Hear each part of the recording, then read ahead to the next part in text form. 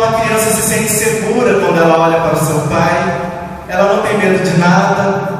O pai realmente é um herói para o seu filho. E essa palavra o Senhor colocou no meu coração, principalmente porque está chegando o mês de agosto, o mês dos pais, né? O Ministério Monoteísta.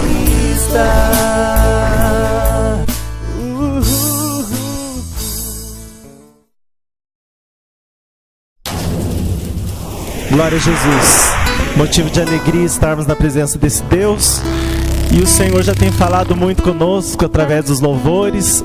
E agora é um momento especial da palavra. Eu estou feliz porque o Senhor já confirmou também a palavra. Hoje o Senhor colocou no meu coração uma palavra sobre a dependência. O que é depender de Deus totalmente, 100%.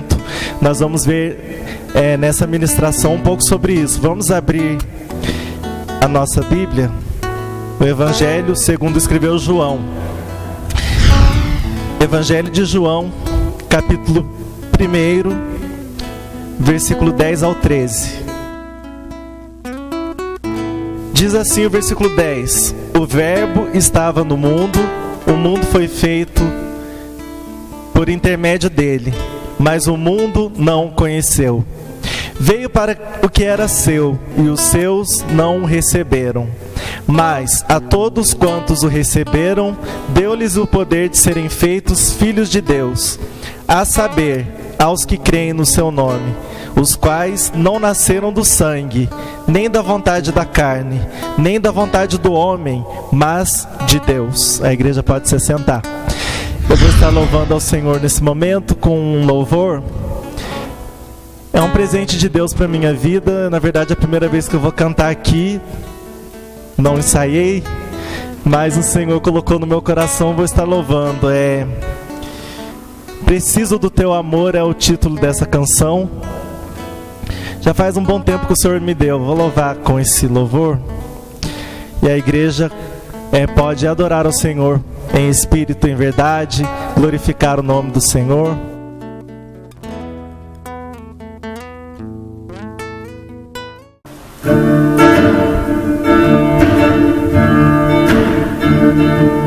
De tudo que existe nessa vida, o que eu preciso é do Teu amor, é do Teu amor. Como a corça anseia pelas águas, assim a minha alma suspira por Ti. Como o órfão necessita de carinho e amor, como o perdido procura o caminho encontrar, assim a minha alma depende de Ti, ó Cristo. Assim a minha alma tem sede de Ti, ó Deus vivo. Preciso de Ti na minha vida. Só contigo posso sentir alegria. Posso gozar da salvação que o Senhor me deu. Por amor na cruz, perdão me concedeu Jesus. De tudo que existe nesta vida, o que eu preciso é do Teu amor, é do Teu amor. Como a corça anseia pelas águas, assim a minha alma suspira por Ti. Como o órfão necessita de carinho e amor, como o perdido procura o caminho encontrar, assim a minha alma depende de Ti, ó Cristo. Assim a minha alma tem sede de Ti, ó Deus vivo. Preciso de Ti na minha vida. Só contigo posso sentir alegria. Posso gozar da salvação que o Senhor me deu. Por amor na cruz, perdão me concedeu. Como o faminto precisa de pão para sobreviver, como o sedento precisa de água para beber, assim eu preciso do Teu amor para poder viver. Tu és a minha razão de viver. preciso de Ti na minha vida, Senhor. Só contigo posso sentir alegria, posso gozar da salvação que o Senhor me deu por amor na cruz. Perdão me concedeu, ó Jesus.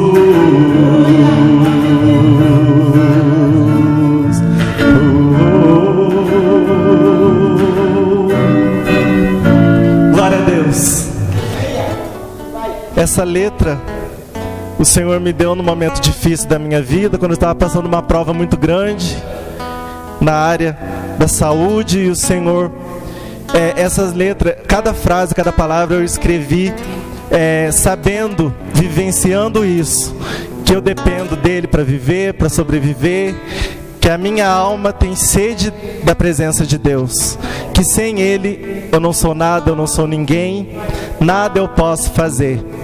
Era bom se todo o povo de Deus tivesse uma consciência como essa, né? Que saber que você sem Deus você não é nada, com Cristo você pode tudo, você tem tudo, porque Jesus é tudo na nossa vida, amém, irmãos? Então o Senhor colocou esse tema no meu coração, vivendo na dependência do Pai. É preciso viver na dependência de Deus se você realmente é um verdadeiro cristão. E a pastora Vilma falou aqui na pregação, né, que nós somos cristãos, nós somos miniaturas de Cristo, né, pequenos cristos. Ou seja, precisamos copiar as atitudes de Cristo aqui na terra. É importante, porque se nós somos cristãos, precisamos dar testemunho de Cristo, que o mundo possa ver Cristo em nós. E as pessoas aí fora que não servem a Deus, eles vivem independente, eles são donos dos seus próprios narizes aí, né? Eles se acham muito bem, como que eu posso falar?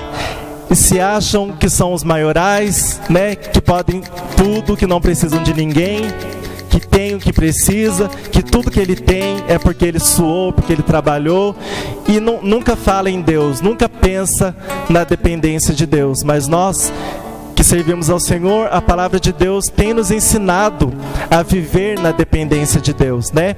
Olhando, irmãos, para no dicionário Aurélio diz o que significa dependência: qualidade do que é dependente, necessita de estar subordinado a outrem. Então nós temos que ter essa qualidade dentro de nós, que nós dependemos de Deus em tudo e necessitamos dele como o nosso maioral, como o nosso guia, como o nosso Deus, como o nosso Pai. Então, irmãos, quando a gente fala em dependência, o Senhor colocou no meu coração uma observação. A gente olha para uma criança, a gente vê naquela criança uma dependência absoluta, 100% em seu pai, nos seus pais, principalmente no seu pai, né? Que é aquele provedor, é aquele que não deixa faltar nada. Então a criança se sente segura quando ela olha para o seu pai, ela não tem medo de nada. O pai realmente é um herói para o seu filho. E essa palavra o Senhor colocou no meu coração, principalmente porque está chegando o mês de agosto, o mês dos pais, né? Então o Senhor foi tocando no meu coração nesse sentido, para falar sobre filhos e sobre os pais, principalmente sobre Deus como nosso Pai eterno, né? Então, irmãos, a criança ela tem uma segurança quando ela está com seu pai, ela não tem medo de nada, e simplesmente o que ela quer, ela chega no pai dela e pede, né? E ela insiste até que aquele pai se cansa de ver aquele pedido e ele dá o que ela pede. Então, se nós olharmos espiritualmente para Deus, Deus é o nosso Pai eterno, e Ele quer que nós pedimos a Ele, lá em Jeremias, no capítulo 33, verso 3, né? Fala lá para nós clamarmos: clama a mim e responder-te-ei. Então, irmãos, clamar é mais do que falar. O clamor é quando a pessoa ela eleva a sua voz numa altura muito máxima, né? Com todo o seu vigor, com toda a sua força, e ela clama, ela intercede, ela pede por alguma coisa a Deus. Então o filho, ele fala dessa forma, e não chega no pai e fala: pai, eu quero isso, mas ele simplesmente vai insistindo: me dá isso, eu quero isso, pai, por favor, né? A criança é dessa forma, insiste tanto que o pai se cansa e dá o que ela tanto pede. Então, irmãos, nós somos os filhos de Deus, nós somos as crianças do nosso Deus. O Senhor tem cuidado de nós de uma maneira muito grande, e isso vai ser falado nessa ministração que o Senhor colocar no meu coração. Estarei falando com os irmãos. Irmãos, foi cantado aqui um louvor que teve essa seguinte frase: vou estar no colo do meu pai, que vai me carregar, né? O louvor falou isso. E eu gostei tanto dessa frase que eu escrevi aqui para falar na ministração. Então olha para você ver que lindo. Vou estar no colo do meu pai. A criança, ela quer estar no colo do seu pai, né? Ela abraça com todo amor, com todo carinho. Muitas vezes apanhou do pai alguns minutos antes, mas ela não leva a mal, e ela abraça o seu pai como se nada houvesse acontecido, né? É assim que nós devemos ser. O nosso Pai eterno, ele nos corrige. Muitas vezes ele vai nos corrigir de uma maneira um pouco rude, mas não é porque ele nos odeia, mas porque ele nos ama. A Bíblia fala que o pai que corrige o seu filho ama muito seu filho, né? Então Deus, ele nos ama. Muitas vezes ele vai nos corrigir porque nós somos imperfeitos, né? Perfeito somente Deus que está no céu. Nós estamos buscando a perfeição em Deus. E, irmãos, eu achei muito linda essa frase, por isso que eu falei com a igreja. Vamos ver alguns pontos aqui.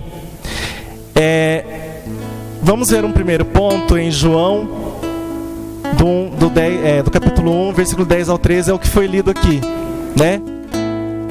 Foi falado sobre o direito de ser filho de Deus, né? Diz assim: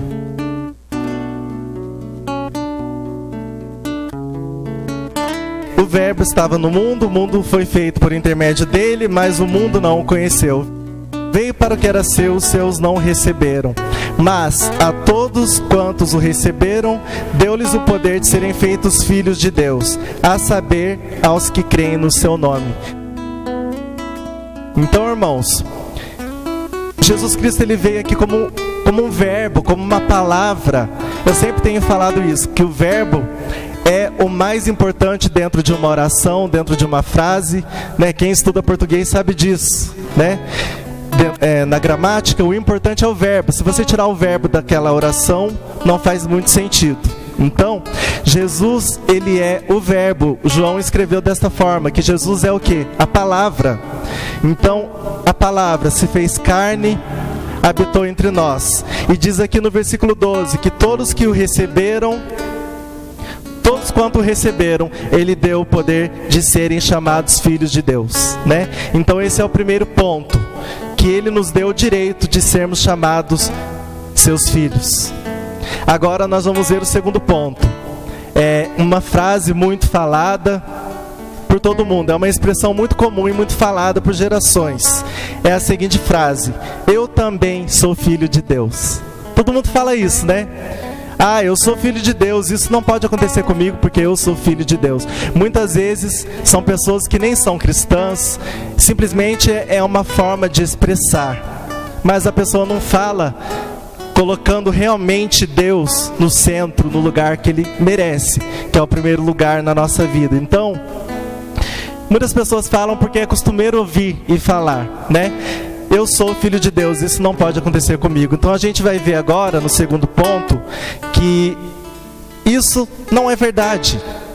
Nem todos são filhos de Deus. Vamos ver então, João, agora o mesmo capítulo. Primeiro a gente vai ler do versículo 11 ao 13. Então os irmãos já estão abertos. Vamos ver do 11 ao 13. Veio para o que era seu, e os seus não receberam. Mas todos os quanto receberam, deu-lhes o poder de serem feitos filhos de Deus, a saber, aos que creem no seu nome, aos quais não nasceram do sangue, nem da vontade da carne, nem da vontade do homem, mas de Deus. Então aqui a gente está vendo que tem uma coisa muito importante, tem um ponto aqui que precisa ser falado, ressaltado, que é o seguinte: para ser chamado realmente filho de Deus, você tem que se chegar a Jesus, porque Jesus é a ligação que nós temos com Deus Pai. Então muitas pessoas nem acreditam em Jesus e falam essa frase. Então elas estão falando, são palavras ao vento, não faz sentido nenhum, não significa nada. Então elas não são filhos de Deus. Mas todo aquele que receber a Jesus, diz a palavra de Deus, todos o quanto receberam, que vão ser chamados de filho de Deus. Então, aquela pessoa que está no mundo fazendo a vontade de Satanás, essa pessoa não é filho de Deus, é criação de Deus, é criatura, foi criada por Deus.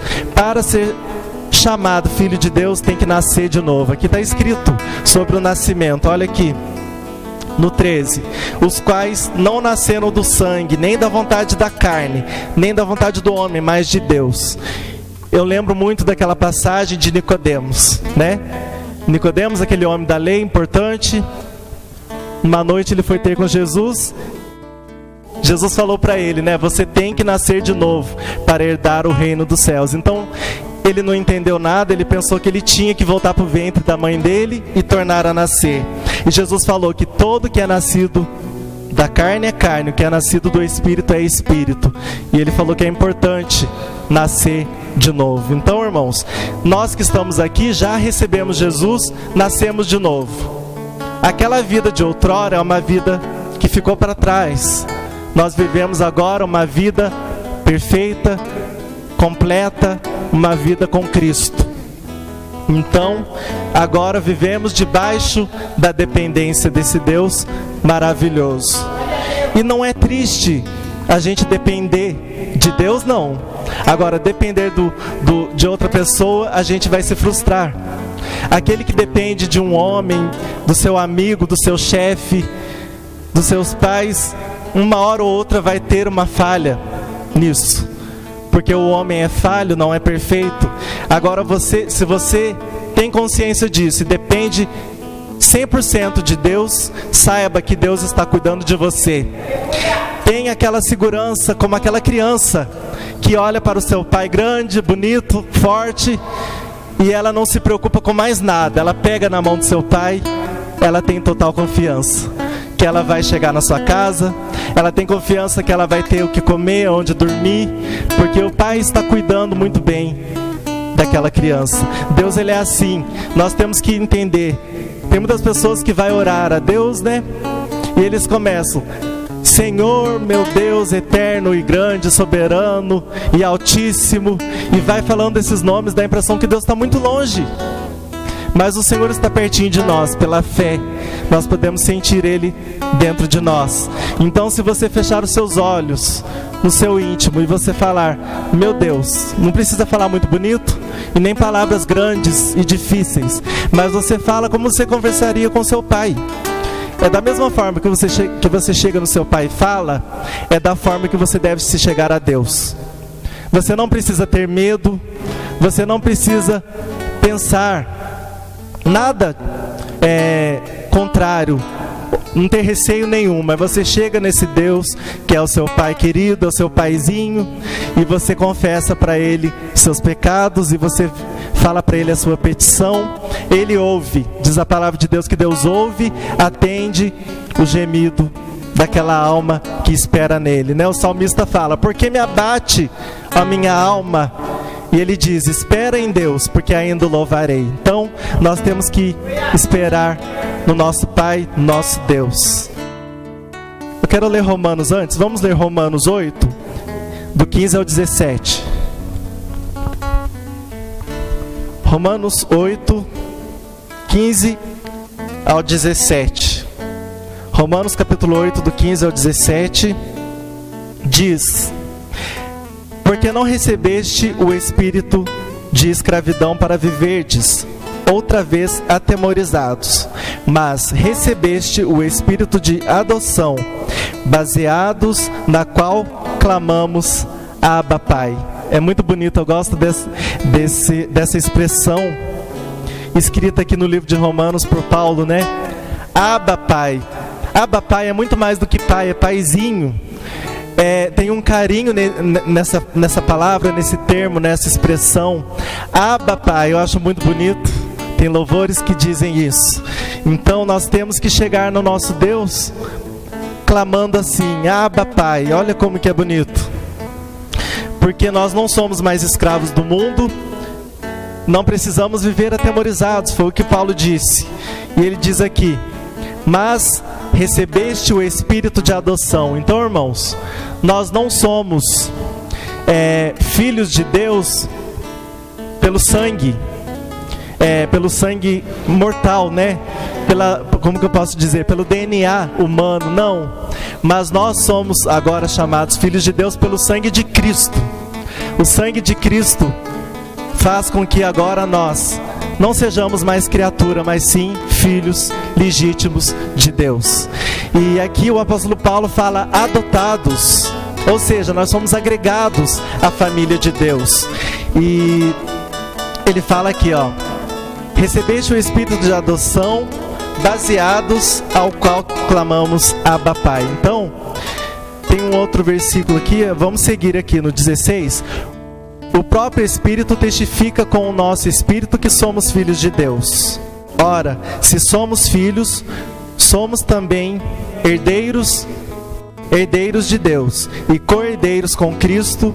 Se com Ele sofremos, também com Ele seremos glorificados. Então, irmãos, agora a gente pode sim falar que nós somos filhos de Deus. O apóstolo Paulo diz aqui, somos agora chamados filhos e também herdeiros e co-herdeiros, ou seja, esse co quer dizer uma junção, né? Co significa junto, então nós estamos junto com Cristo na herança celestial. Jesus nos deu o passaporte, agora nós podemos alcançar os céus e também ter esse Pai maravilhoso que tem cuidado de nós. Glória a Deus. E está escrito aqui, co-herdeiros com Cristo, se com Ele sofremos, também com Ele seremos glorificados. Então, a pastora Zelma disse, né, sobre os missionários. Aonde quer, qual país quer que está acontecendo isso? A senhora pediu uma oração. Ah, sim, a pastora disse que no Afeganistão que está acontecendo isso. Muitos missionários estão morrendo pela causa do Evangelho, né? A pastora falou aqui que muitos missionários estão ali a ponto de perder a sua vida pelo Evangelho, né? Então, olha para você ver, aqui está escrito que se estamos com Cristo na herança celestial, aqui na terra estamos sofrendo com Cristo, sofrendo pela causa dele, pelo Evangelho dele. Está escrito aqui, ó, se com ele sofremos, também com ele seremos glorificados. Então, essas pessoas, muitos ainda vão ter que morrer pela causa do Evangelho, vão se tornar mártires e vão ser somados com o número daqueles mártires que tem que ser somado. Tem um número, né? Nós não sabemos, mas Deus sabe.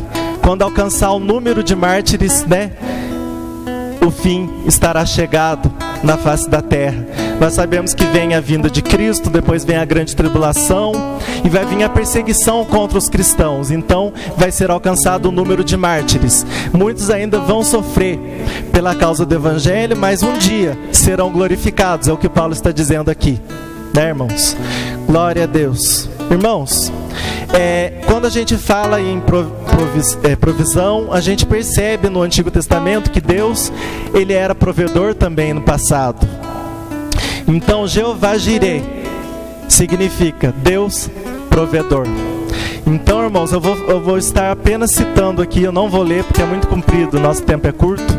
Então eu vou citar, os irmãos depois lêem em casa. Lá no passado, Deus manda água para o seu povo. Está escrito em Êxodo, capítulo 17, versículo 6. Você vai ver que Deus manda pão. Ele mandou o maná, o pão celestial para o seu povo comer.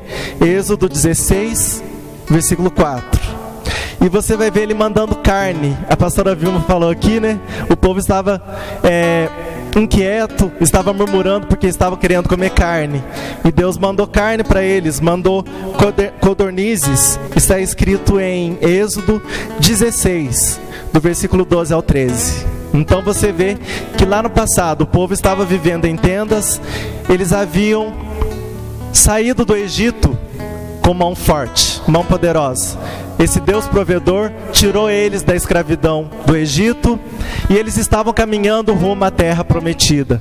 Então eles tiveram sede, tiveram fome e o Senhor proveu tudo que eles precisavam. A irmã Débora também falou uma vez aqui sobre a coluna, né, que de dia servia como uma sombra para que eles pudessem caminhar naquele deserto escaldante, debaixo de sol. À noite se transformava numa coluna de fogo. Então você vê Deus cuidando muito bem dos seus filhos, do seu povo escolhido. Então lá no passado Deus provia tudo que eles precisavam. Ele provê para a nossa vida hoje tudo que nós precisamos. Não precisamos correr atrás de cigano que diz que vai ler a nossa sorte, né? Não precisamos ir atrás de hipnotiza, atrás de feiticeiros. Tudo isso é abominável diante de Deus. Nós temos que correr ao nosso Pai eterno, cair de joelhos diante do nosso Paizinho, que pode suprir tudo que nós precisamos. Amém? Então você vê, Jeová Jireh, Deus provedor. Irmãos, para Abraão, Deus proveu o cordeiro para o holocausto. Eu também não vou ler porque é comprido, mas eu vou deixar a referência para os irmãos. Está escrito em Gênesis 22, 13 e 14. Então no Gênesis capítulo 22, no versículo 13 e 14, você vê que Deus pede para Abraão oferecer o seu filho em holocausto. E ele obedeceu à voz de Deus. Os irmãos conhecem a história. Ele levou seu filho e colocou o seu filho sobre o altar. Então quando ele pegou aquele cutelo, ele foi imolar o seu filho, o anjo bradou em alta voz, né? Não faças isso, eu sei agora que você teme a Deus. Então ele olhou para o lado e ele viu aquela ovelha, aquele cordeiro enroscado pelos seus chifres no arbusto. Então Deus proveu o cordeiro para o holocausto. Então você vai ver também no Antigo Testamento que Deus proveu para Elias, o seu profeta. Deus provê tudo que ele precisa, alimento, todo o seu sustento, né? Está escrito em 1 Reis 17, do versículo 2 ao 4 e do versículo 7 ao 9. Fala que Deus proveu para Elias. Elias estava ali, Deus mandou ele se retirar para uma outra região. Então ele se afastou da população, né? E diz a palavra de Deus que Deus falou para ele: aqui eu vou dar ordem para que corvos tragam alimento para você. E Deus fez com que ele ficasse ali na beira daquele riacho. Diz a Bíblia que passavam uma correnteza ali, umas correntes de água. Então ele bebia daquela água, o profeta de Deus, e se alimentava do que o corvo trazia pela ordem de Deus. Então Deus supriu o seu profeta. Ele é o mesmo hoje. Ele supre tudo que nós precisamos. Então, para concluirmos, irmãos, vejamos alguns exemplos que nos dão fé e que nos ajudam a viver na dependência de Deus. Salmo 42, vamos ler o versículo 1 e o 2. Já estou finalizando também. Por isso que eu dei uma recapitulada no Antigo Testamento. Não tem como parar para ler, que é muito comprido, né? Então a gente falou rapidamente para os irmãos. Depois os irmãos meditem em casa. Salmo 42, 1 e 2. É baseado, né, no louvor que o Senhor me deu, que eu cantei aqui agora há pouco. Foi inspirado nesse salmo. Ó. Como suspira a corça pelas correntes das águas, assim por ti, ó Deus, suspira a minha alma. A minha alma tem sede de Deus, do Deus vivo. Quando irei e me verei perante a face de Deus? Então, o salmista aqui, irmãos, é um salmo dos filhos de Corá. Está dizendo aqui que da mesma forma que aquele animal, que aquele cervo Tem Bíblia que fala cervo, tem outros que falam corça. É o mesmo bichinho, o mesmo animal. Ele corre para a corrente das águas, ele anseia por aquelas águas. O salmista aqui, os filhos de Corá, dizem que da mesma forma a alma dele anseia estar na presença de Deus. Amém? Vamos ver agora o Salmo 31, versículo 15. Glória a Deus. O Salmo 31, versículo 15 diz: nas tuas mãos estão os meus dias, livra-me das mãos dos meus inimigos e dos meus perseguidores. Aqui é um salmo de Davi, é um lamento e louvor. Então Davi, ele disse aqui que nas mãos de Deus estão todos os seus dias. Isso é uma vida dependente de Deus. Isso é viver na dependência de Deus. Que nós temos que falar que nem Davi, né? Que a nossa vida, todos os nossos dias estão nas mãos de Deus. E nós não sabemos, o Senhor, Ele tem certinho. Porque vamos morrer um dia, irmãos. Isso é uma má notícia, né? Mas é uma grande verdade. Nós vamos, se o Senhor Jesus não vier hoje, não vier amanhã, muitos de nós vamos passar pela morte, vamos experimentar a morte. É um fato, é uma realidade. Então, mas o salmista diz que todos os dias estão nas mãos de Deus. Então ele tem certeza. Não importa quantos dias vamos viver nessa terra peregrinando, né, irmã Débora? Não importa quantos dias, mas o Senhor sabe. E o dia que nós morrermos, irmãos, o apóstolo Paulo fala que o morrer com Cristo é ganho. Então a gente não perde nada. A gente, pelo contrário, vamos ganhar. Vamos estar diante do nosso Deus. E nunca mais vamos sofrer, nunca mais vamos chorar, nunca mais vamos nos decepcionar com alguém, nunca mais vamos sentir falta de nada. Vamos estar vivendo eternamente com o nosso Paizinho, com o nosso Pai querido. Aleluia, com o nosso Pai celestial. Glória a Deus. Aleluia, Jesus. Santo é o nome desse Deus Todo-Poderoso. Daniel, no capítulo 3. Vamos ver Daniel, irmãos? Pelo menos um do Antigo Testamento eu vou ler com os irmãos. Daniel 3, 5 ao 6, que diz: no momento em que ouvirdes o som da trombeta, do pífaro, da harpa, da cítara, do saltério, da gaita, de foles e de toda sorte de música, vós prostrareis e adorareis a imagem de ouro que o rei Nabucodonosor levantou. Agora pula para o versículo 14 até o 19. Falou Nabucodonosor e lhes disse: é verdade, ó Sadraque, Mesaque e Abednego, que vós não servis a meus deuses, nem adorais a imagem de ouro que levantei? Agora, pois, estáis disposto, e quando ouvirdes o som da trombeta, do pífaro, da cítara, da harpa, do saltério, da gaita de foles, prostrai-vos e adorai a imagem que fiz. Agora, irmãos, vamos pular para o versículo... Vamos ver a resposta desses três jovens, ó. O versículo 16.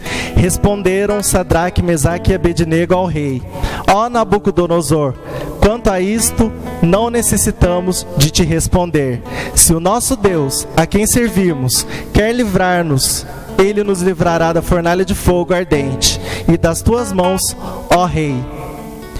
Então, irmãos, o versículo 19 diz: então Nabucodonosor se encheu de fúria e, transtornado o aspecto do seu rosto contra Sadraque, Mesaque e Abednego, ordenou que se acendesse a fornalha 7 vezes mais do que costumava. Então, irmãos, você conhece a história, você vê que esses três jovens não eram anciãos, mas eram jovens. Eles eram um grande exemplo para nós. Muitos jovens não têm essa fé que esses três tiveram. Eles viviam na dependência de Deus. Eles falaram que se Deus quisesse que morresse, eles morreriam, mas não se prostrariam àquela imagem de escultura, aquele ídolo levantado pelo rei Nabucodonosor. Então o rei ficou muito furioso e mandou aumentar 7 vezes mais aquela fornalha. E você conhece a história. Deus livrou eles dessa fornalha de fogo. Diz a Bíblia que nenhum cheiro de queimado, nem fumaça tinha na cabeça deles, na roupa deles, na pele deles. Da mesma forma que eles entraram, eles saíram ilesos dessa fornalha de fogo, porque eles creram no Deus que eles serviam e viviam na dependência de Deus. É um grande exemplo, irmãos, para nós, né? E Jesus, em Mateus, eu não vou ler, Mateus 6, do 9 ao 13, é a oração que Jesus ensina.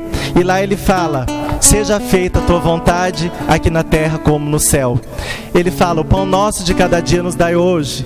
Então Jesus nos ensina a viver dependendo desse Deus, orando, pedindo para Ele tudo que precisamos. E para finalizar, vamos abrir em Isaías 41, é a última referência e eu já estou finalizando. Amém, irmãos?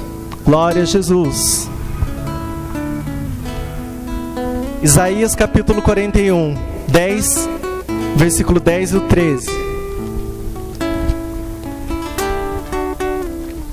Isaías 41, 10, e depois nós vamos ler o 13.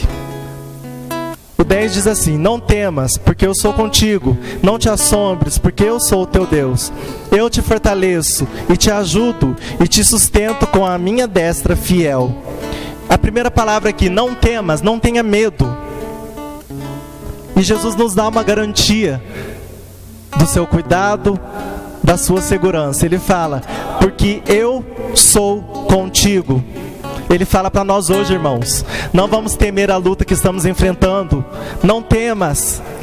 Muitas vezes a nossa luta parece como um gigante, como Golias na frente de Davi. Nós temos que olhar como Davi. Quem é esse incircunciso que se levanta contra o Deus vivo? Nós temos que falar isso para a nossa luta, para o inimigo das nossas almas. Ele aparece grande, forte, mas maior é o que está conosco do que o que está no mundo. Amém? E vamos ver agora o versículo 13. Diz assim: porque eu, o Senhor teu Deus, te tomo pela tua mão direita e te digo: não temas, porque eu te ajudo. Então, irmãos, o Senhor nos dá uma total segurança. Ele só pede para que nós seguramos na mão dele. Tem um hino que fala, né? Segura na mão de Deus, segura na mão de Deus, pois ela te sustentará, né? Segura na mão de Deus e vai. Então, irmãos, vamos segurar nessa mão, porque o Senhor está oferecendo como um cuidado, como uma proteção. Ele está dizendo: eu, o teu Deus, te tomo pela tua mão direita e te digo: não temas, que eu te ajudo. Então, Deus abençoe. Eu volto o microfone para a pastora Cleusa. Glória a Deus.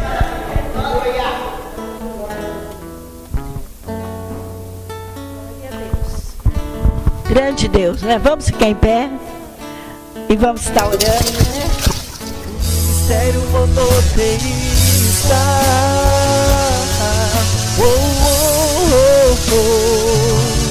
Yeah, yeah, yeah. O Senhor te abençoe e te guarde. O Senhor faça resplandecer o teu rosto sobre ti, tenha misericórdia de ti. O Senhor sobre ti levanta o teu rosto e te dê a paz.